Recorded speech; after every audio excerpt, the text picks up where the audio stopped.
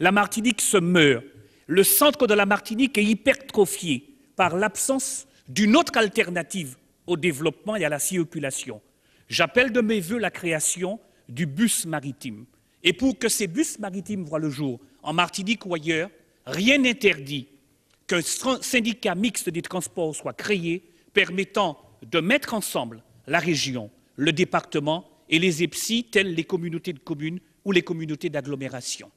Et les éléments que j'entends pour dire que ça ne peut pas se faire tout de suite, peut-être que nous dit-on dans le cadre de l'article 73, Monsieur le ministre, vous savez comme moi que sur ce point, il faut vraiment être sérieux. Si on a recours à l'article 73, ça ne verra pas le jour, pas avant 3 ou 4 ans. Entre-temps, le centre de la Martinique se meurt. Ajoutons à cela, ensuite, une absence de concertation. On ne me fera pas à moi, je le disais tout à l'heure, la leçon de la concertation, quand sur d'autres créations ou sur d'autres articles, cette création n'a jamais joué, à se demander d'ailleurs qui est le député de la circonscription du centre de la Martinique. Enfin, je considère que cette législature, Monsieur le ministre, nous a offert l'occasion de renforcer le droit s'agissant des régions d'outre-mer. Je regrette pour ma part que l'outre-mer souffre encore de promesses et d'engagements non tenus, l'absence de crédit sur le logement social, malgré la parole donnée par le Premier ministre il n'y a pas très longtemps, l'absence des indemnisations des victimes du chlordécone, n'est-il pas vrai, Monsieur le Président Beaujean de la mission, Monsieur le rapporteur Beaujean de la mission d'information. Alors, je crois qu'il nous faut aujourd'hui tordre le cou aux idées préconçues. Les Outre-mer n'ont jamais été des danseuses. Elles ne sont plus depuis longtemps terre d'évangélisation ou terre de civilisation.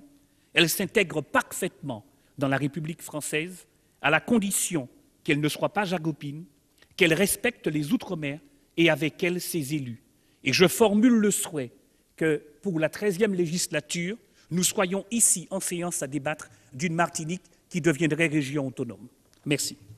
Il faut se réjouir que ce texte-là arrive ce matin et que nous nous engagions résolument vers une simplification des mécanismes qui permettent la coopération. Pour ma part, et je le dis très rapidement de telle sorte que je lève toute ambiguïté, j'avais déposé un amendement que, bien entendu, je retire pour une double raison.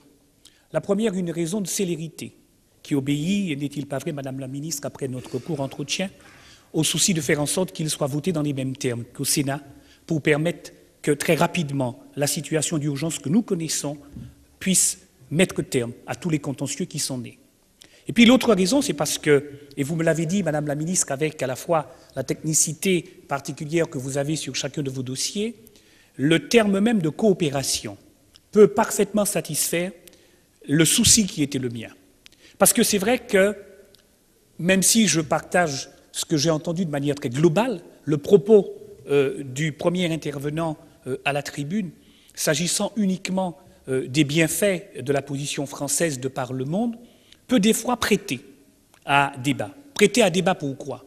Parce que dans la région dans laquelle je vis, quand je vous aurais rappelé que pour l'ensemble des régions ultramarines, nous sommes dispersés sur 18 fuseaux horaires et que nous avons à la fois l'océan Indien, l'océan Atlantique et l'océan Pacifique, vous comprendrez bien que, ancrés dans nos zones au plus près des réalités de bon voisinage, cela nous impose aussi une certaine forme de coopération qui dépasse uniquement l'idée d'une aide au développement, mais qui est à la fois dans le donnant-donnant, dans le gagnant-gagnant et dans le partage. Cette coopération est essentielle et doit permettre demain que sans doute ici nous puissions, je termine Monsieur le Président, inscrire en posant la première brique de ce que moi j'appelle de mes vœux une grande loi de la coopération internationale qui nous permette de dire heureux qui, comme Ulysse, sans doute a fait un long voyage, mais riche de tout ça, peut-être que demain, Madame, faire naître en région Caraïbe une conférence des ambassadeurs de cette région à la Martinique ou à la Guadeloupe qui nous permette, au plus près de la réalité de notre grand voisinage, de faire en sorte que l'image de la France soit encore plus belle et soit encore plus rayonnante. Merci.